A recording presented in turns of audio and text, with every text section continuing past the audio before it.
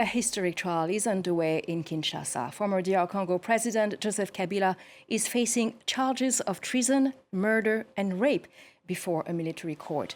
Prosecutors accuse him of backing the M23 rebels who still control a large part of the country's mineral-rich east.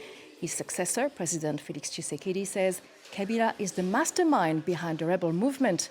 Kabila calls the trial political, an instrument of oppression. Emmet Livingstone is in Kinshasa with more. It's an unprecedented court case in the Democratic Republic of Congo. On Friday, the military high court began a treason trial in absentia of the country's former president, Joseph Kabila. The court read out 8 charges against the former president over alleged support for Rwanda-backed militants and plotting to overthrow the government of President Felix Tshisekedi. As well as treason, Kabila is also accused of participating in an armed movement, of crimes against peace, of apology for terrorism, amongst other crimes. Treason carries the death penalty in Congo. Kabila ruled the country for 18 years, running an administration accused of vast corruption and of numerous human rights abuses.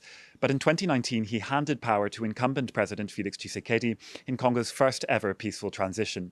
Initially, Kabila kept a low profile, but there were always lingering fears in ruling circles that he hadn't quite left politics. Then in May this year came the turning point.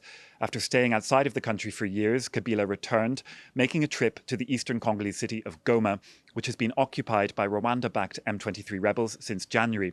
President Tshisekedi has branded Kabila as the brains behind the armed group, which has seized swathes of the Congolese east with Rwanda's help.